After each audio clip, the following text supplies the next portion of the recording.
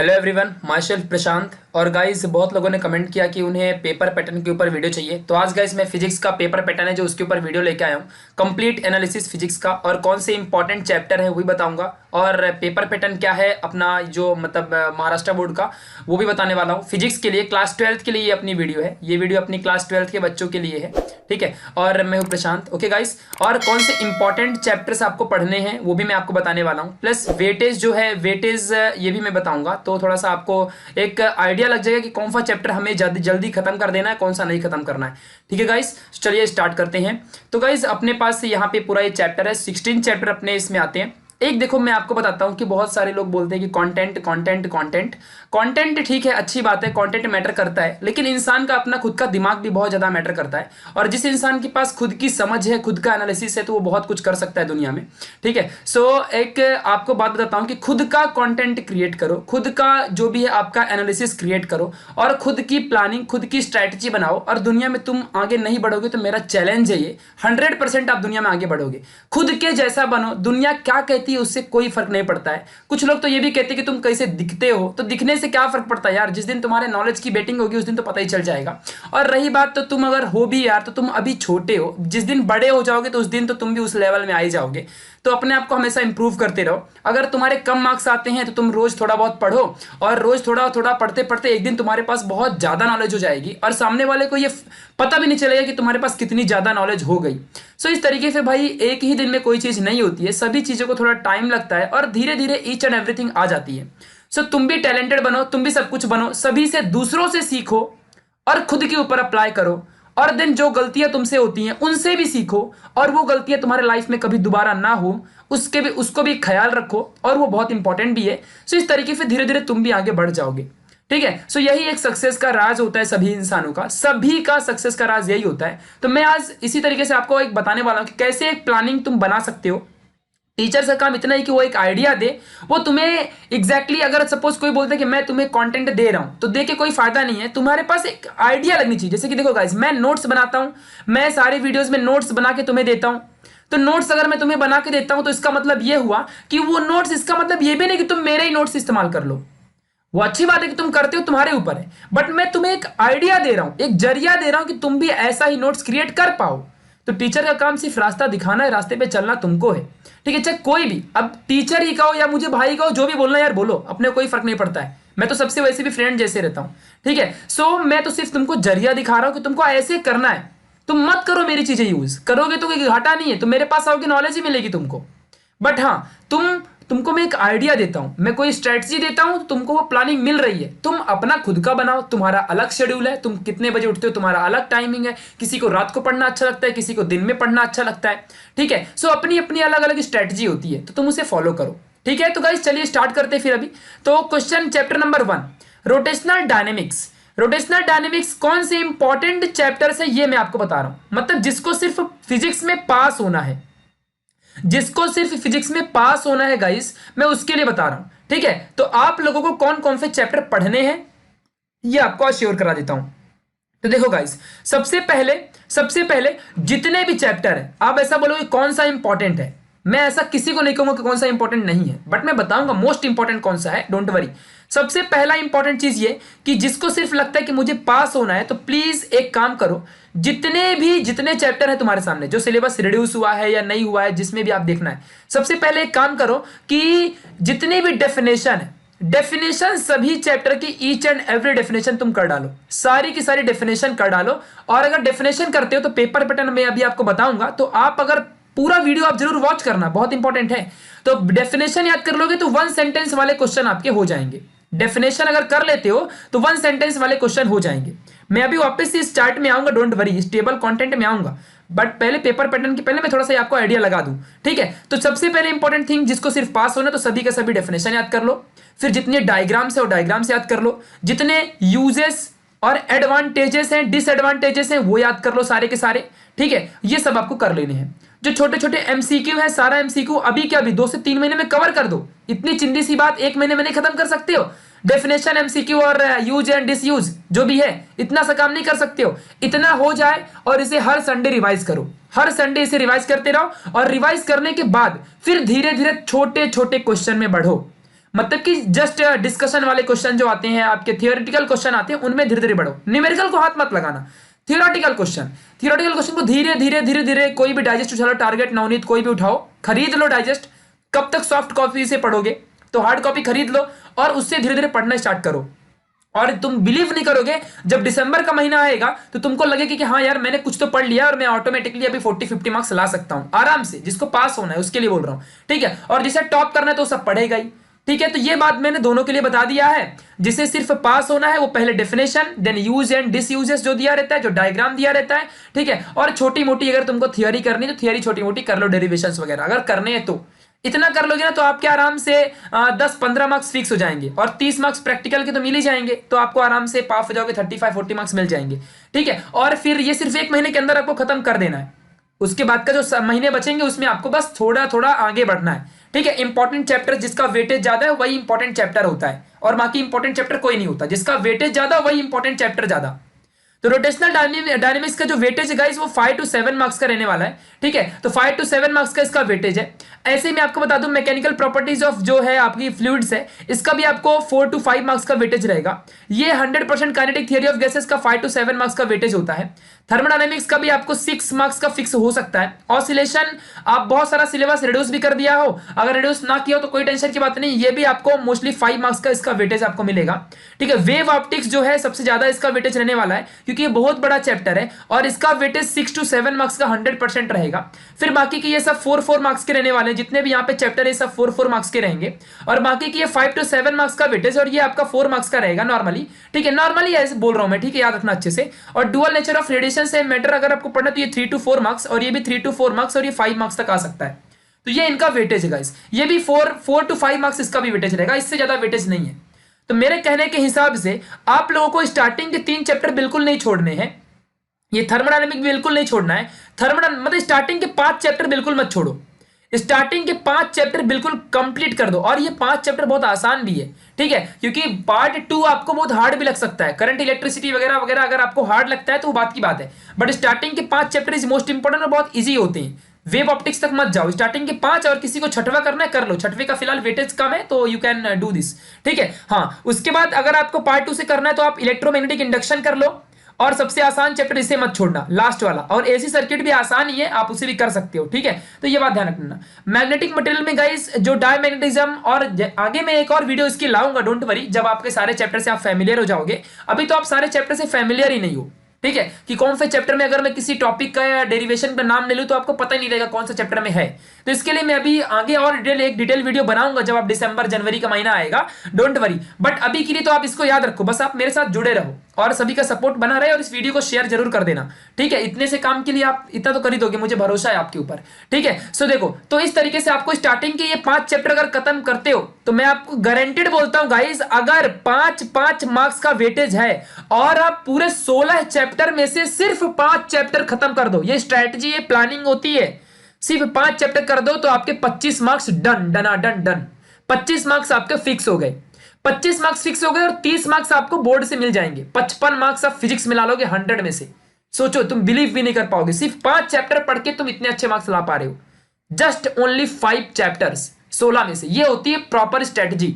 और बच्चे डर जाते हैं कि 16 चैप्टर फिजिक्स में कौन करेगा। अरे ऐसा नहीं होता है, तुम्हारी थिंकिंग सब मेंटेन रखती है, थिंकिंग इज मोस्ट इंपॉर्टेंट। तो इस तरीके से गाइस आपको 25 मार्क्स आराम से मिल जाएंगे अगर 5-5 भी मैं मिनिमम लगाऊं तो। फिलहाल 5 नहीं 7-7 वेटेज है इनका, तो याद रखो अच्छे से, मैं मिनिमम लगाता हूं। अगर आपकी 1-2 गलती भी हो गई तो भी, तो इस तरीके से आप ला सकते हो मार्क्स। फिर अगर मैं गाइस आपको कहूं तो करंट इलेक्ट्रिसिटी का चैप्टर है जो, इसमें आप लोग को जो आपका देखे रखा है पोटेंशियोमीटर एंड मेनी मोर, ये पूरा चैप्टर आपको पढ़ लेना है। 4 मार्क्स आपके फिक्स हो जाएंगे। एसी सर्किट पढ़ लो। मैग्नेटिक मटेरियल में आपको डायमैग्नेटिज्म है, फिर ऐसा फेरोमैग्नेटिज्म है। तो ये सब तो आप सॉलिड स्टेट में भी पढ़ सकते हो, लेकिन वहां से भी अगर आप पढ़ोगे तो पढ़ना चाह सकते हो, ठीक है, पढ़ लो, आपके ऊपर है। तो दोनों में सेम कंटेंट है, ठीक है। तो इस तरीके से आप दोनों को पढ़ सकते हो बहुत आसान तरीके से। तो और ज्यादा मार्क्स चाहिए तो फिर ज्यादा चैप्टर पढ़ लो, but 5 chapter is most important. Starting के 5 मत छोड़ना, बहुत ज्यादा जरूरी है। और सभी के थियरी और डेफिनेशन तो सभी को सबकी याद करनी है भैया। डेफिनेशन, एमसीक्यू सभी का सबको याद करना है। बाकी चीजें जो 5 है यहाँ पे इस तरीके की स्ट्रेटजी है गाइस। मैंने खुद अपने फ्रेंड को ऐसी स्ट्रेटजी बताई थी और तुम बिलीव नहीं करोगे, उसको फिजिक्स में 64 मार्क्स मिले थे 100 में से। क्योंकि 30 मार्क्स में से अगर आपको 28 मार्क्स भी प्रैक्टिकल के मिल गए तो ये सारी चीजें आपको तो हो ही जाएंगी और प्रैक्टिकल के मार्क्स मिलेंगे, डोंट वरी, आराम से आपको दे दिया जाएगा, टेंशन मत लो। ठीक है, तो वो 25 और 30 के बीच में होते हैं, 25 से कम किसी को नहीं मिलता है। अगर टीचर से तुम्हारा 36 का आंकड़ा नहीं होगा तो आराम से तुमको मार्क्स मिल जाएंगे, डोंट वरी। ठीक है, ये बात ध्यान रखना। आप तुम टीचर से ही उंगली करोगे तो फिर गए काम से, तुमको सर लोग वाट लगा देंगे वो तुम्हारे ऊपर है। क्योंकि सारी स्ट्रेटजी भाई तुम्हारा डिसिप्लिन और सब कुछ मेंटेन रखना पड़ता है ना, तब जाके मार्क्स मिलते हैं, ऐसे थोड़ी प्रैक्टिकल के मार्क्स मिल जाएंगे। ठीक है, तो ये बात आपको ध्यान रखनी है, बाकी सारी चीजें आपको हो जाएंगी। ठीक है, तो 5 chapter is most important, starting के 5 मत छोड़ना। और फिर अगर तुमको ज्यादा पढ़ना है तो थोड़ा फिर सभी के डेफिनेशन और सभी के थोड़े थोड़े क्वेश्चन पढ़ते रहो। तो ये 5 को तो स्ट्रेटजी बनाओ प्रॉपर और फोकस करो, टारगेट लगा दो। ठीक है, एकदम मतलब सीधा एकदम स्टार्ट हो जाओ, भगवान का नाम लेके एकदम स्टार्ट हो जाओ और 5 चैप्टर खत्म कर दो। स्टार्टिंग के 5 चैप्टर 1 महीने 2 महीने में खत्म, उदरीज खत्म। मैं अभी केमिस्ट्री बायो के सबके मैथ्स के सबके लाऊंगा, डोंट वरी, वीडियो ऐसा लाऊंगा। तो आपको स्टार्टिंग के 5 चैप्टर प्रॉपर स्ट्रेटेजी के साथ पढ़ लेने हैं और उसके बाद जो भी आपको होगा वो नया होगा। आप सेफ मोड में आ चुके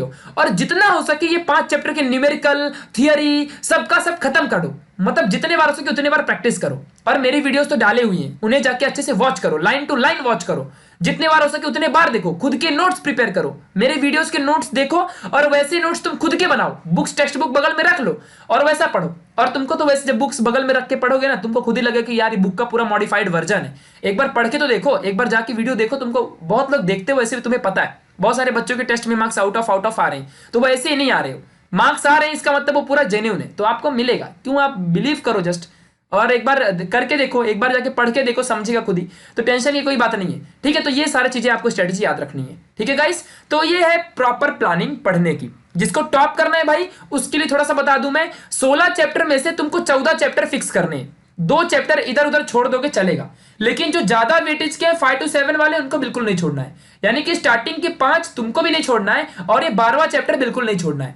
और बाकी सारे चैप्टर में से कोई 2 उड़ा सकते हो आप, क्योंकि वो ऑप्शन में चला जाएगा और देन आप आराम से सारे क्वेश्चन कर सकते हो। तो ये बात आपको ध्यान रखना है। ठीक है, चलो, तो ये तो हो गई स्ट्रेटजी, ये तो पूरी स्ट्रेटजी होगी कैसे पढ़नी है।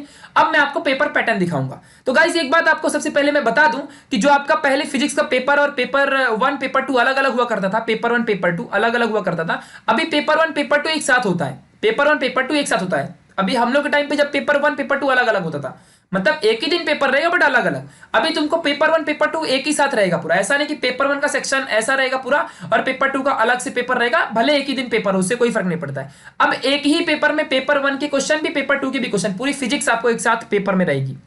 क्वेश्चन कंबाइन भी हो सकते हैं, कभी आपको रोटेशनल डायनेमिक्स का क्वेश्चन मिलेगा तो रोटेशनल डायनेमिक्स के बाद सीधे आपको एसी सर्किट का क्वेश्चन भी मिल सकता है, वो कैसा भी क्वेश्चन आ सकता है। अब ऐसा नहीं कि पेपर 1 में पेपर 1 के ही क्वेश्चन रहेंगे, पेपर 2 में पेपर 2 के, ऐसा नहीं, पूरा फिजिक्स का पेपर होता है और सारे क्वेश्चन आएंगे किधर से भी।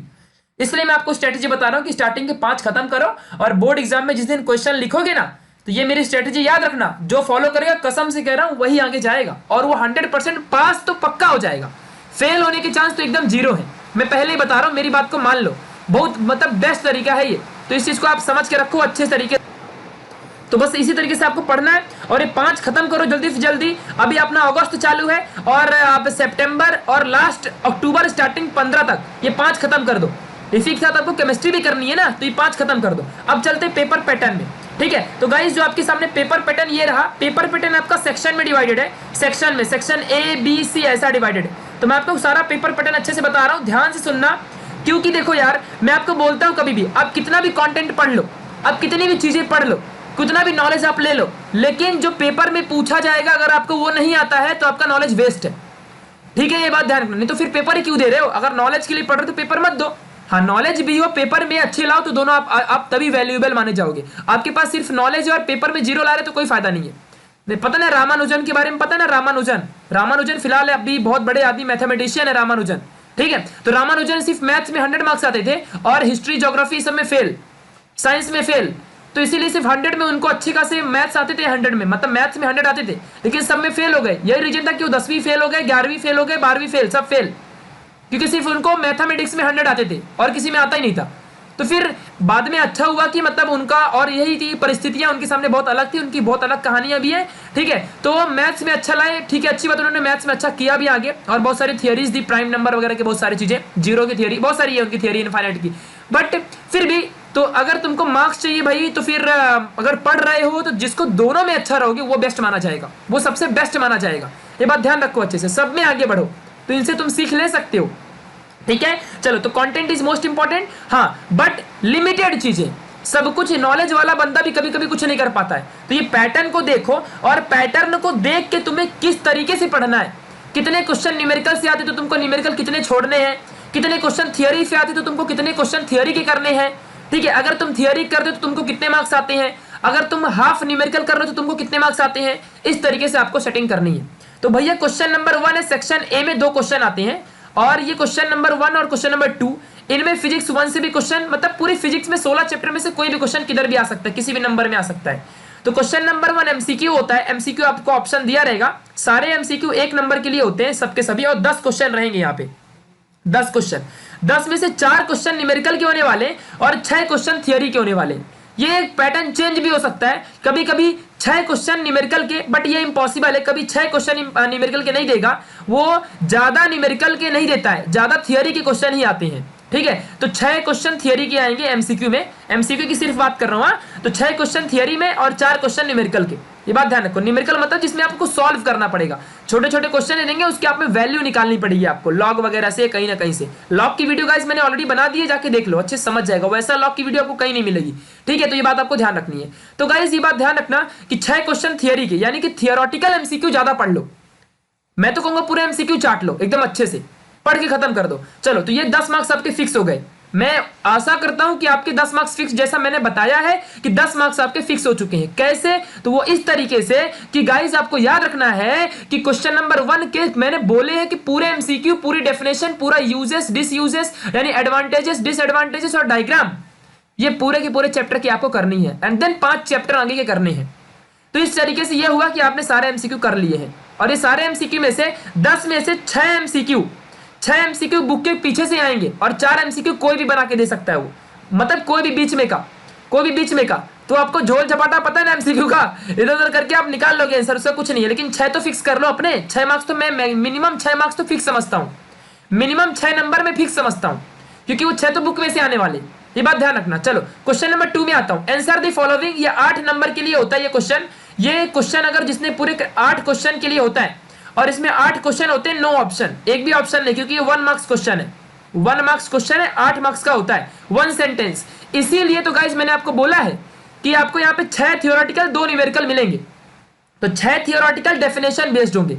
डेफिनेशन जैसे कि what is frequency, what is circular motion, what is uniform circular motion, वो ऐसे पूछेगा, what is moment of inertia, ऐसे क्वेश्चन आएंगे छोटे छोटे, what is simple harmonic motion, ऐसे छोटे छोटे क्वेश्चन आएंगे। और ये क्वेश्चन रिपीट भी होते हैं, जिनके मैंने अभी नाम लिए, ये क्वेश्चन रिपीट बहुत होते हैं एग्जाम में। सिंपल हार्मोनिक मोशन क्या है, व्हाट इज ऑसिलेशन, ठीक है, व्हाट इज इलास्टिसिटी, ये सब बहुत क्वेश्चन पूछे जाते हैं, छोटे छोटे क्वेश्चंस। तो इनको याद रखो, यही यहाँ पे पूछेंगे 1 सेंटेंस की। इसलिए मैंने पहले स्ट्रेटजी में आपको बोला कि आपको पहले डेफिनेशन सारी याद करनी, सारे चैप्टर की, वो कोई भी हो सकती है, डेफिनेशन आपको याद करनी है।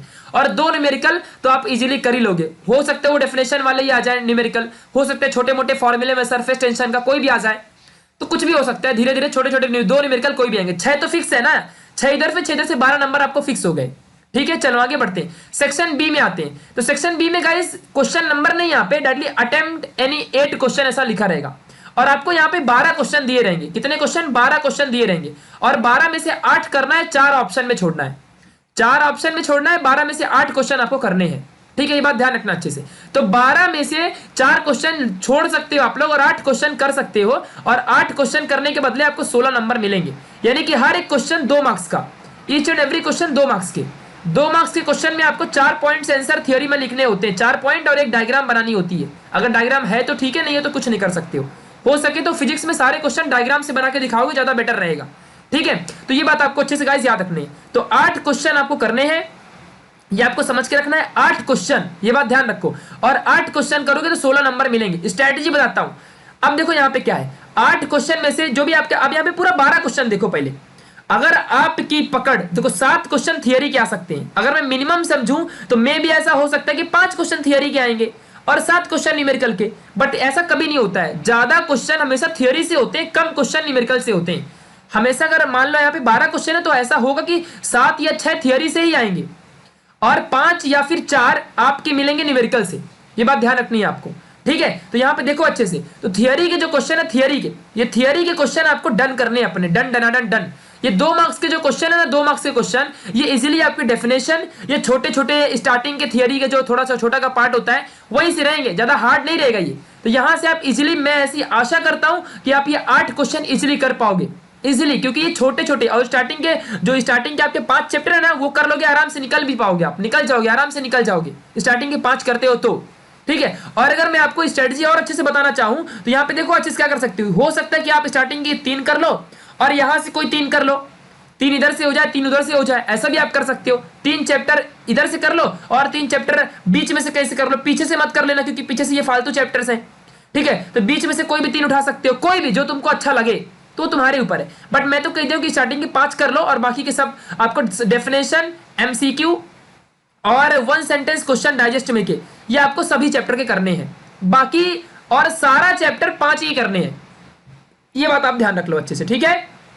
चलो, तो ये गाइस आपको अच्छे से याद हो चुका है, अच्छे से यहाँ पे भी समझ गया रहेगा कि 7 क्वेश्चन जब थियरी के आने वाले हैं भाई, तो थियरी का डन कर लो ना अच्छे से। आप लोग समझा कि नहीं मैं क्या बोल रहा हूं? तो थियरी के एकदम अच्छे से डन कर लो, खत्म कहानी। और न्यूमेरिकल अगर आपको नहीं आता तो कोई बात की नहीं है, कोई बात ही नहीं, न्यूमेरिकल अगर आपको नहीं आता है, और जिसको न्यूमेरिकल आता है वो तो अच्छे से कर सकता है, समझा कि नहीं अच्छे से। तो न्यूमेरिकल में अगर पकड़ बनाओगे तो अच्छी बात है। तो 7 क्वेश्चन आप थियरी के यूं निकाल सकते हो चुटकी बजा के, और एक क्वेश्चन और चाहिए तो एक क्वेश्चन न्यूमेरिकल कर लेना। न्यूमेरिकल एक क्वेश्चन तो आएगा, नहीं आएगा तो चलो छोड़ो। 14 मार्क्स तो मिले इधर से और 12 उधर से मिले थे, 12 14 कितना होता है बोलो जल्दी, कितना होता है यहाँ पे? आप आराम से यहाँ पे 26 मार्क्स निकाल सकते हो। सोचो 26 मार्क्स तुमको सेक्शन ए सेक्शन बी से मिल गया। मैंने कम से कम लिए हैं, क्योंकि यहाँ पे देखो ये 10 मार्क्स का था और ये 8 मार्क्स का, 18 का था, मैंने यहाँ से 12 निकाले। अगर आपके यहाँ पे अगर आपके 5 से 6 क्वेश्चन भी रॉन्ग है तो भी आप 12 मार्क्स यहाँ से निकाल लोगे। एमसीक्यू 10 मार्क्स का और 8 मार्क्स का यहाँ पे आंसर दी फॉलोइंग, और यहाँ से भी इसी तरीके से मैं कम से कम नंबर पकड़ के 26 मार्क्स आपको मिल रहे हैं, और 30 मार्क्स उधर से 56 मार्क्स ऐसे ही हो गए। सोचो मेरी स्ट्रेटजी से अगर पढ़ोगे तो 56 मार्क्स ऐसे ही फिजिक्स में पा जाओगे 100 में से। सोचो ये तरीका है, जिसको टॉप करना है तो सब लाएगा, उसको क्या है, उसको तो सब पढ़ना पड़ता है। चलो नेक्स्ट क्वेश्चन सेक्शन सी में आते हैं। सेक्शन सी भी गाइस सेम तरीके से अटेम्प्ट एनी 8 क्वेश्चन दिया हुआ है, और ये 24 मार्क्स के क्वेश्चन होंगे, और सारे क्वेश्चन 3 नंबर के रहेंगे, और 8 क्वेश्चन अटेम्प्ट करते हैं। 8 × 3 = 24 होता है, यानी कि 3 क्वेश्चन 3 मार्क्स हर एक क्वेश्चन को मिलेगा। 3 मार्क्स का एक क्वेश्चन होता है। इन क्वेश्चन में गाइस जो थियरी होती है, थियरी बड़ी बड़ी होती है, डेरिवेशन बड़े होते हैं। तो स्टार्टिंग के जो 5 चैप्टर मैंने बताए हैं उनको आपको करने हैं, वो 5 में से 3 थियरी आपको 100% मिलेगी। अगर नहीं मिली ना तो मुझे ये वीडियो के नीचे कमेंट करके बता देना, मैं 100% बोल रहा हूँ, मेरी स्ट्रेटजी के ऊपर बिलीव करो। अरे यार 5 चैप्टर इतने बड़े वाले हैं, और उसमें से अगर 3 थियरी नहीं देगा तो कौन सी देगा बताओ जरा, कहाँ इतनी बड़ी बड़ी थियरी फिर मिलेगी उसको? 3 थियरी तो एटलीस्ट 5 चैप्टर में से देगा ही देगा।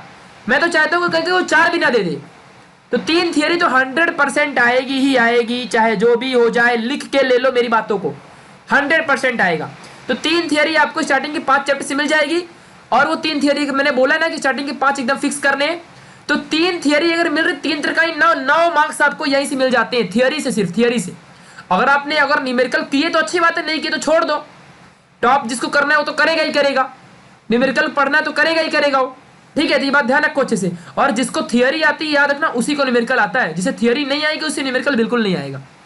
जिसे थियरी आती है प्लस थियरी का फॉर्मूला जिसे याद है, ये 2 चीजें जिसको आ गई उसी को आएगा। और मैं बोल रहा हूं एक्सरसाइज के क्वेश्चन को छोड़ के मत जाना, एक्सरसाइज का सारा क्वेश्चन करके जाना। एक्सरसाइज का सारा न्यूमेरिकल, एक्सरसाइज के सारे क्वेश्चन, पहले एक्सरसाइज ही कंप्लीट करने का। कोई चैप्टर पढ़ने से पहले उसके एक्सरसाइज को खत्म करने का, बाकी बाद में सब कुछ करने का। एक्सरसाइज खत्म करो तभी सब कुछ दूसरा पढ़ो, वरना पढ़ना ही मत, ठीक है। तो ये बात ध्यान रखना अच्छे से। तो क्वेश्चन चैप्टर पढ़ने के बाद एक्सरसाइज, और फिर एक्स्ट्रा क्वेश्चन जो आपके एग्जांपल जो भी रहेंगे वो सब बाद में पढ़ने का, ठीक है। ये बात ध्यान रखना अच्छे से। तो 9 मार्क्स तो इसे आप न्यूमेरिकल के ला सकते हो, मतलब थियरी से ला सकते हो इजीली 9 मार्क्स। बाकी 24 में से 9 ही मिल रहे हैं, बहुत अच्छी बात है, जिसको पास होना है उसके लिए। तो 56 थे उधर पे और 9 इधर पे मिल गए, तो आप इजीली यार यहां से भी निकाल सकते हो। 9 ऐड कर दो इसमें तो आपको 65 मार्क्स मिल गए। सोचो यहां से भी 65 आप मार्क्स ले सकते हो, सोचो जरा अच्छे से, ये बहुत इंपॉर्टेंट है। और गाइस अगर आपने देखो 65 मार्क्स आपके यहां से हो गए, और अगर आप सेक्शन डी में आते हो, सेक्शन डी में इसमें ओनली एंड ओनली आप यहां पे ध्यान दो 5 क्वेश्चन होते हैं, जिसमें से आपको 3 करने होते हैं, और आपको 12 मार्क्स यहां पे मिलते हैं। तो गाइस मैं न्यूमेरिकल में बिल्कुल नहीं जाऊंगा, क्योंकि यहाँ पे न्यूमेरिकल सीधे हार्ड वाले होंगे। हार्ड वाले न्यूमेरिकल 4 मार्क्स का एक न्यूमेरिकल रहता है, हार्ड वाले होंगे। अब देखो इसका ऑप्शन चेंज भी हो सकता है कि 3 न्यूमेरिकल दे दे और 2 थियरी दे दे। ऐसा भी हो सकता है कि सारे क्वेश्चन में थियरी न्यूमेरिकल दोनों कंबाइन करके पूछ ले, थियरी न्यूमेरिकल कंबाइन कर, जैसे बोलेगा व्हाट इज एसएचएम, ऐसा पूछ लिया ये 1 मार्क्स के लिए, और इसी के आगे फर्दर क्वेश्चन ने बोल दिया डिस्क्राइब और एनी न्यूमेरिकल दे दिया, आपको न्यूमेरिकल दे दिया, तो ये फिर एक में ही मतलब न्यूमेरिकल भी एसएचएम से रिलेटेड और कोई आपका एक यहाँ पे डेफिनेशन एसएचएम की, समझा कि नहीं। तो ऐसा कोई भी पूछा जा सकता है, एसएचएम मतलब सिंपल हार्मोनिक मोशन, ठीक है, तो ये ऑसिलेशन चैप्टर का है, ठीक है, तो इस तरीके से आपको पूछ सकता है, तो ये बात आपको ध्यान रखनी है अच्छे तरीके से, ठीक है। तो ये कुछ भी हो सकता है यहाँ पे, लेकिन एक बात तो मैं फिक्स कहूंगा कि कोई भी 3 क्वेश्चन आपको सोच समझ के करना है। देखो यहाँ पे मैं अपनी खुद की गलती आपको बताता हूं, मैं खुद की अपनी गलती आपको गाइस बताना चाहूंगा इस क्वेश्चन में, ऐसे क्वेश्चन में मेरी खुद गलती हुई थी, मेरे टाइम पे फिलहाल ऐसा सिलेबस नहीं था, ऐसा यहाँ पे नहीं था, फिर भी मैं आपको अपनी गलती बताता हूं, इससे आपको एक आइडिया लगेगा। देखो मेरे टाइम में क्या था, लास्ट वाला क्वेश्चन नंबर 7 हुआ करता था, और इस क्वेश्चन में सिर्फ 2 क्वेश्चन आते थे, एक हर एक इसमें से कोई एक ही करना रहता था, और 7 मार्क्स के लिए क्वेश्चन हुआ करता था, ठीक है। अब देखो गलती क्या कर दिया मैंने, ठीक है, ये question number A question number B, अगर ये करूं चाहे ये करूं, एक ही करना है, जो भी करूंगा करेक्ट रहेगा, 7 नंबर मिल जाएगा, ठीक है। अब देखो इस ए के अंदर 3 क्वेश्चन थे, 3 क्वेश्चन ए के अंदर 3 क्वेश्चन थे, मुझे दोनों आ रहे थे, दोनों क्वेश्चन आ रहे थे, लेकिन सबसे ज्यादा मुझे पहला वाला आ रहा था, वो बाय प्रिज्म वाला, तुम्हारे में बाय प्रिज्म अभी नहीं है, ठीक है, तो बाय प्रिज्म एक था, बाय प्रिज्म का मेरे में क्वेश्चन था, मुझे वो बहुत अच्छे से आ रहा था, लेकिन दूसरा वाला मुझे नहीं आ रहा था, लेकिन मेरे में क्या होगा कि ओवर कॉन्फिडेंस, और ओवर कॉन्फिडेंस की वजह से गाइस मैंने क्या किया, मैंने बी वाला कर दिया, क्योंकि मुझे छोटा दिख रहा था, लेकिन मुझे अच्छे से आ नहीं रहा था, मतलब आ तो रहा था लेकिन मैं कुछ पॉइंट्स अच्छे से नहीं लिख पा रहा था, मतलब मैं एक्सप्लेन नहीं कर पा रहा था थियरी में, न्यूमेरिकल तो कर दिया था इसका लेकिन थियरी में, लेकिन गाइस मेरे को ये पूरा आ रहा था, तो मैंने ओवर कॉन्फिडेंस की वजह से मैंने बी वाला चूज कर लिया, मैंने ए वाला चूज ही नहीं किया, समझा कि नहीं। तो ये क्वेश्चन में यहाँ पे गलती आप भी कर सकते हो, अगर मान लो आपके सामने थियरी है